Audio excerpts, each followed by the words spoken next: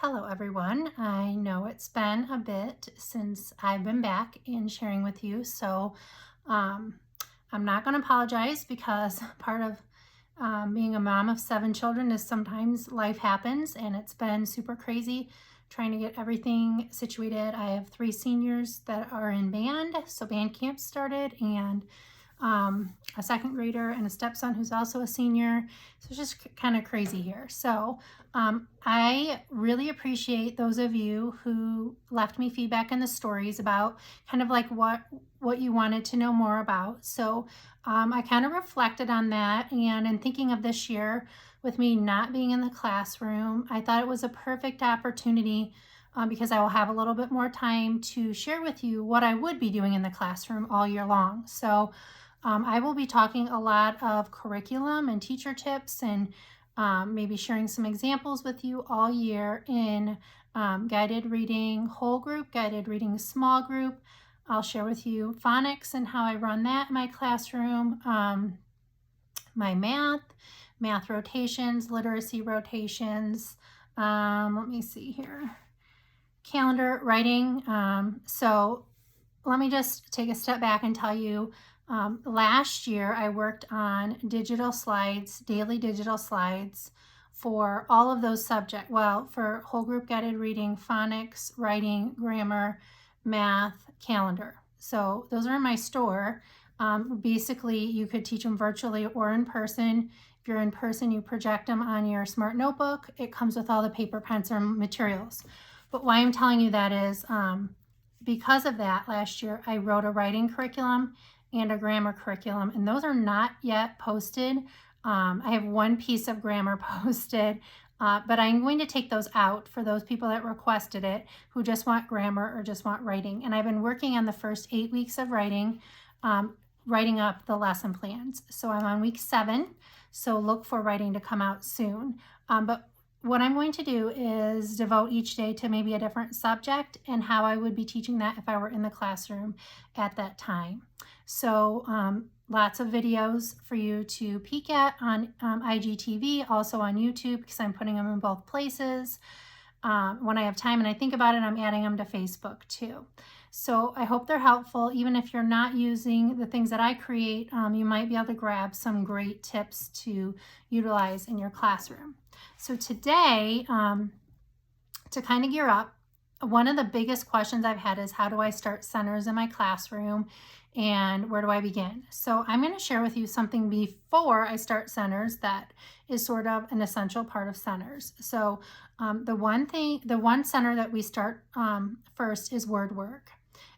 There's been, since I've been teaching 4 blocks, daily 5, all different kinds of changes, but I just call them literacy centers. And the whole purpose of literacy centers in my room is that so I can work with kids in small group. And we have lots of discussions about how it's like the most important part of the day. And I'm going to go over all that with you in coming videos. But before we can do word work, we have to kind of get our a journal kind of set up. So I'm going to share that with you today. So we use a marble book in our 1st grade classroom. And the marble book, we use it for several things. So we use it, we sing the comprehension strategy every week. So there's a song that goes in here. I also have a weekly poem that we put in here to practice like fluency in reading. And the final thing that we put in here are the spelling words or the phonics that we're working on for the week. So for example, if we're working on EE or EA words, we would glue the 8 EE words in our marble book to have them. And so we use this marble book every single day, and it's actually a great thing for fast finishing. Like if you have a few extra minutes and you're waiting for maybe the counselor to come in, or you're waiting for something, I'll tell the kids to get their marble book out, and then I'll pick a student and they pick the page and we go and sing the song on that page, or we'll practice a poem, or it's just something great. And at the end of the year, it's like a treasure of songs and poems and words that they have learned all year long. So I'm going to show you kind of how we set that up today, and why we set it up. So here is an example, Charlie's Song and Poetry Book. And normally, and I didn't do it this time, but I would print this on Avery sticker labels. I buy sticker labels and I just cut them out and glue it right on here. So this is part of our supply list, is asking for a marble book. Then, and I will link these labels, by the way, in the description. Then inside, I save the first 2 pages. So we glue everything front to back on this marble book. So I'm going to show you. We do a table of contents, and this is a blank one, as you can see. So it goes in the front, and then I glue it, it's kind of sticking, on the back here. And then I would do another one here and another one on the back. So it would have 4 table of contents pages. And it's kind of like you're creating a book with the kids.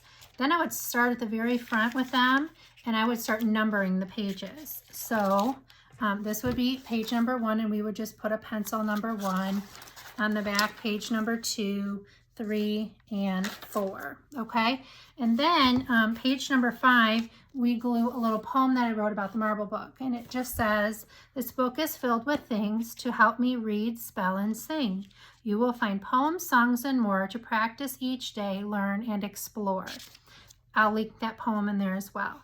So during the first week of school, going into the second week, we start building this marble book. This is just something we do, and I build it during the time when I would be working on literacy centers. So not the first 2 days, you're still getting in the routine, but then you're going to find pockets of time where you'll be doing other things eventually, but you're building up to that. So I would go back to the table of contents and write marble book, poem, and then page 5. And so you're teaching the kids how to make a table of contents and how to use a table of contents, and it helps to keep them organized. The more organized they are and you are, the better life's going to be. So after you build this all up, the purpose of this is that it's movable. And if you watched my videos, you would see that, remember that I had these word work bins. So I told you the first rotation that we do is, or learn, is word work. And when I teach literacy centers, we all do it together in practice. And I don't start pulling small groups. We all just practice. And then once I feel like we've got it, then I build, and we just keep building. And the slower you go, the better you're going to be in the long run.